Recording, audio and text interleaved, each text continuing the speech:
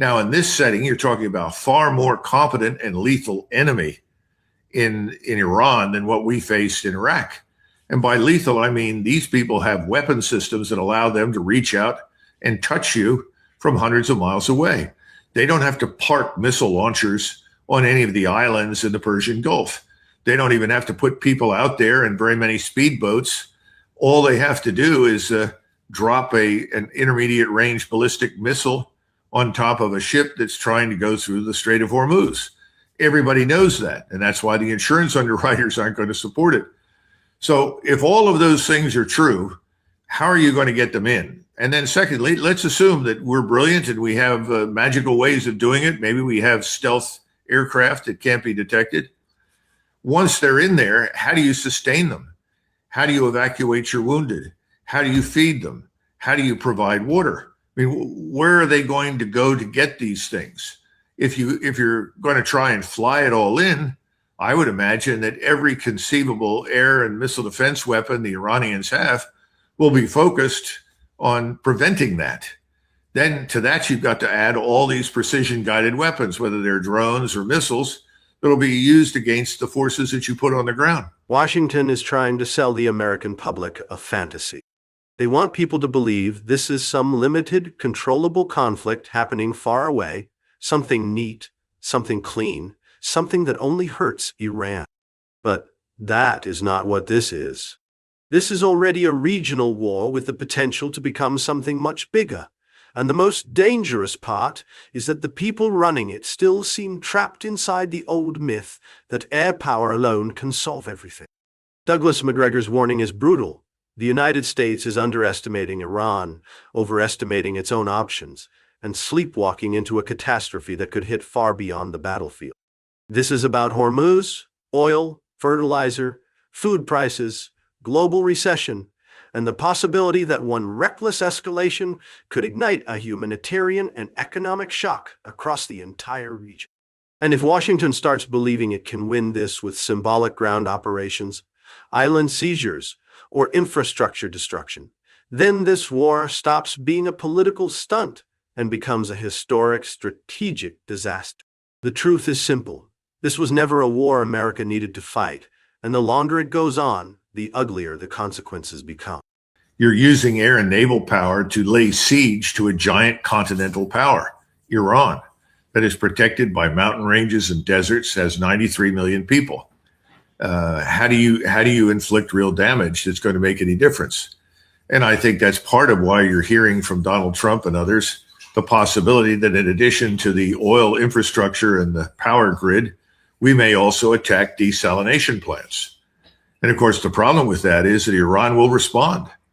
If you look at the desalination plants, I think somebody said there are roughly 50 of them, maybe a little bit more, across the Arabian Peninsula, reaching up into Kuwait. If you destroy those, you're going to ensure that millions of people die of thirst. Literally, that's what will happen. You've got a desalination plant outside of Riyadh that is enormous inside, and without it, the city of Riyadh, the capital city of Saudi Arabia, can't exist, which means that they are already planning on the very high probability that that plant will be destroyed, and they'll have to evacuate more than 1 million people, or they'll face dying of thirst, literally. So that's one problem. The other problem is you've got very few forces. Now, some of those undoubtedly, I guess, are going to be used in the interior of Iran. That's the hope. Others will be used to seize points on the ground or islands in the Persian Gulf that we think are strategically vital to Iran. Well, there's a problem with these assumptions as well. First of all, most of the U.S. Navy in the Indian Ocean is 1,000 miles away from the Persian Gulf. Now, most of your troops are going to be on ships that have to come in closer to launch V-22s and helicopters carrying Marines into the Gulf area. How do you do that? How do you do it without being discovered? How do you do it without being identified and immediately targeted? Why is the Navy operating 500 to 1,000 miles away from the Persian Gulf? Well, they want to stay alive. They don't want to go under. So that's problem number one. Are you going to take the airborne troops and drop them in from above? In other words, are you going to conduct an airborne assault? You may remember that back in 1991, Schwarzkopf was besieged by the Marine Corps because they wanted him to launch the Marines on an assault against Kuwait City. Later on, the airborne mafia went to Schwarzkopf and said, let us seize Talil Airfield at An Nasiriyah, which you'll remember. And Schwarzkopf said no to both because he said there would be too many casualties. In fact, he told the Marines, you may lose more Marines in accidents trying to take the city from the sea than you will to enemy fire. It's ridiculous. We're not going to do that. He told the airborne crowd, no, I'm not going to do that. Forget it. You'll get a lot of people injured. What are you going to accomplish? Now, in this setting, you're talking about far more competent and lethal enemy in Iran than what we faced in Iraq. And by lethal, I mean these people have weapon systems that allow them to reach out and touch you from hundreds of miles away.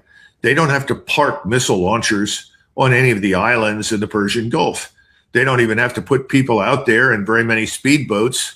All they have to do is drop an intermediate range ballistic missile on top of a ship that's trying to go through the Strait of Hormuz. Everybody knows that, and that's why the insurance underwriters aren't going to support it. So if all of those things are true, how are you going to get them in? And then secondly, let's assume that we're brilliant and we have magical ways of doing it. Maybe we have stealth aircraft that can't be detected. Once they're in there, how do you sustain them? How do you evacuate your wounded? How do you feed them? How do you provide water? I mean, where are they going to go to get these things? If you're going to try and fly it all in, I would imagine that every conceivable air and missile defense weapon the Iranians have will be focused on preventing that. Then to that, you've got to add all these precision guided weapons, whether they're drones or missiles, that'll be used against the forces that you put on the ground. Now, I suppose somebody wants to run around Iran and try to find enriched uranium. Well, good luck with that. Again, you're going to have to fly a long, long way. Remember what Desert One looked like and how far they had to fly from their location in the southern part of Iran to get to Tehran. I don't know what could happen. And again, how do you find the enriched uranium? How do you be absolutely certain? How can you be absolutely certain that you're onto the right thing? I mean, if I were an Iranian and I thought this was even a possibility, I would plant all sorts of strange pieces of enriched uranium and put them where somebody could find them and then sit there and wait for you to show up and destroy you. I mean, the whole thing strikes me as being somewhat ludicrous, but I could be wrong. Maybe they've got a special magic way to do this that will avoid all the pitfalls that I've described. I don't know.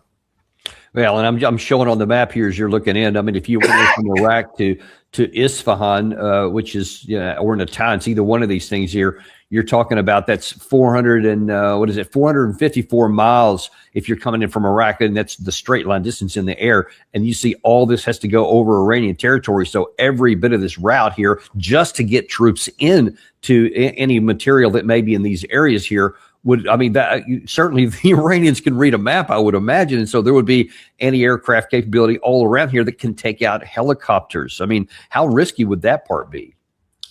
I would regard the risk as unacceptable. And again, this goes back to our experience with Market Garden.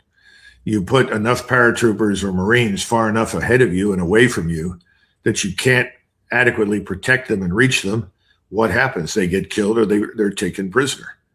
So I think all these things have to be taken into account. I hope that is in fact what's happening. See, the problem again is this tendency to underestimate the Iranians. I think we've done that from the beginning. I think it's a serious mistake to do that now.